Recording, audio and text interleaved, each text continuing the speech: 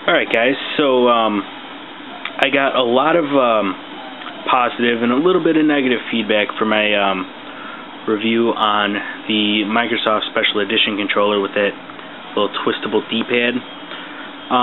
It was a good controller. I like it. I'm still using it. It's my main controller. So now I'm coming back with a PS3 controller review for the HKS Racing controller. It's an HKS HyperMax 3 controller. I don't know if you guys can read that. My camera actually does kind of suck, and I do apologize. There's a lot of little details in this controller that I really do like.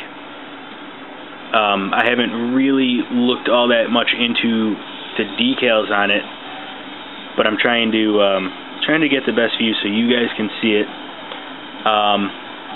This says Eagle 3 and Camp 2 HyperMax 3 Sport.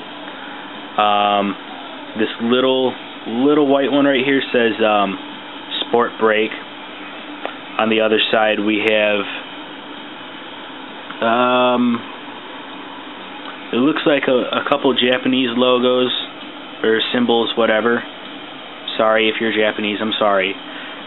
Japanese symbols, and then it says Drift. Trying to get it to focus, but I'm not doing all that great. And over here it does say HKS. Under it says High Performance Drift Gear HyperMax 3. And then there's a little black line under HyperMax 3, and it says Advanced Effect on Suspension System. Alright, cool. So then on the controller we have the 0. It is actually a little dial. It does light up. But basically what it is a throttle gauge. It is not how fast you are going in the game. I already talked to someone because I sent them a picture and they're like, dude, it has a speedometer on it, but it most definitely is not a speedometer. I will get to that in a minute. So basically what it is this is set up as a steering wheel. Left, right. It's actually set up really sweet. And I thought I would want it to go left and right this way, but this works very, very well. We also have a macro button. I haven't really gotten into that, but I do play a lot of Gran Turismo 5, so control is set up perfectly, and I don't need macros. PlayStation buttons, select, start, pretty normal stuff. Normal shoulder buttons. These are not analog. Well, they might be analog, but they don't go down very far.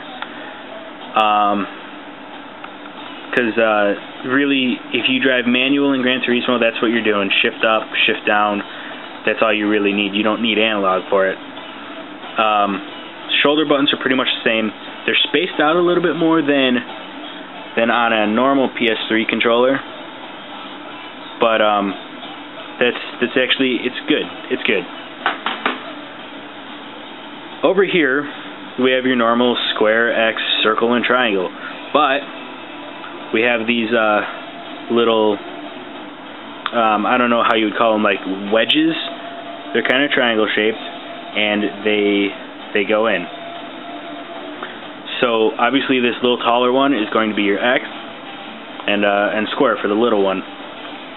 The circle and triangle buttons are quite a bit smaller and spaced very close together, but you don't really use them for Gran Turismo, so it's not a big deal. So like I said, I'll get to this in a minute. This is actually how much throttle you're pressing on X. Square, it just flashes, letting you know you're pressing it. Honestly, you're never going to look at the controller while you're racing. And here we go. For X, it goes up and down. It's very, very smooth. Other things I like is the player indicator lights are blue as opposed to PlayStation's controller, which is red. Other things, they have an analog stick, left side. They gave me a D-pad. I really wish these two were switched. But I have been going through the menu with the D-pad on my right hand. It's kind of convenient. I can go through the menus, grab a drink at the same time. So right now I am playing Gran Turismo 5. Oh, one more quick thing. On the back you have these two switches. One is for the joystick, left or right. This is the left joystick. If you switch it to right, it would be this joystick. It is not these two. I don't know how to explain it any better, but if you switch it to right, this would control the joystick that would normally be over here. On the other side, this is race mode, and it says on the bottom, right under it, NFS/GT, Need for Speed, Gran Turismo. Gran Turismo is set up, default controls, as gas, brake, or gas, brake. Obviously I am playing Gran Turismo, so I have it set up for GT. Need for Speed has it set up as the shoulder buttons, gas, brake. So if you switch it, it'll be gas, brake in Need for Speed, and X and square in Need for Speed. It works out pretty well. I haven't played a Need for Speed game or Burnout set up with the same controls as Need for Speed. So I'm gonna go through a quick race here that I might edit part of this out later, but you can see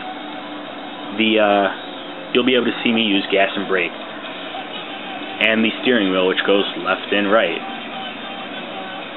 I don't know if you can hear my TV, but I do have a custom soundtrack in Gran Turismo. So here we're going into the first turn. This actually is very, very nice if you drift your cars a lot. Some turns it helps. Some turns it is the worst possible thing you could do, is drift around it.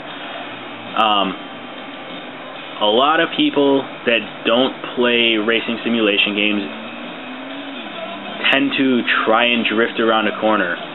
When you're playing Gran Turismo and it's a racing simulator, drifting will slow you down a lot. Drifting is the worst possible thing you could do in a game like this. Alright, so I'm not doing so great in this race at all. Usually I'd be in first place by now, especially with this car. Alright, so all in all, awesome controller, good layout. I wish these were switched, but it's cool, it's alright. So the back of the controller, I'll just say this now, everyone's been saying, the other reviews that I've watched it's got this rubbery feel. Yes and no. I mean, it's like that really, really smooth rubber that doesn't really give you grip. It's just going to collect dust. It's just tacky enough to collect dust, but not enough to give you grip.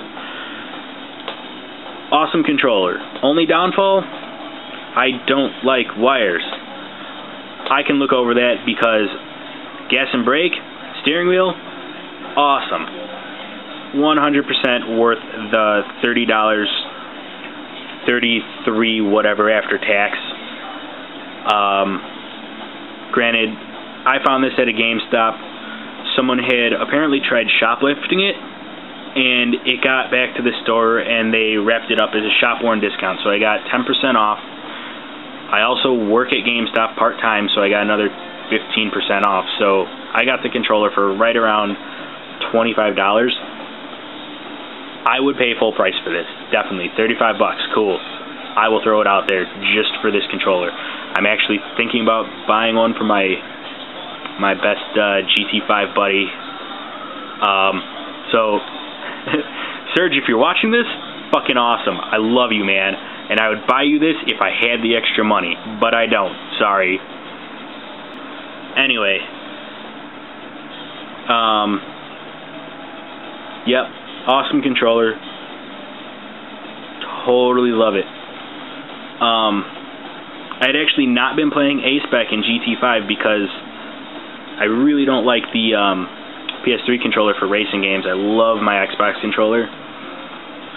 PS3 controller is great for shooters because my thumbs are lined up, and the triggers are just awesome, especially if you got those trigger extenders like I got. They're awesome for shooters. But this is an awesome racing controller. Definitely worth spending the money if you don't want to or don't have the money to spend on a wheel. You could get wheels for about $50. Honestly, they're crap. I've tried them.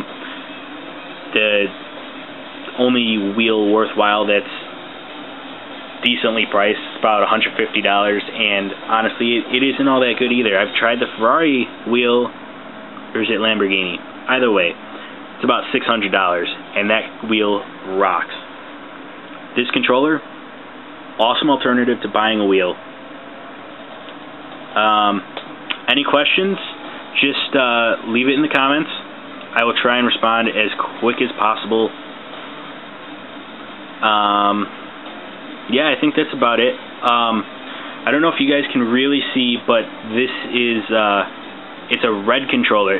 On my camera, it looks kind of orangish, but it is definitely like a Ferrari red. Somewhere in the description, I'll try and get a link to the controller so you could get better pictures and whatnot.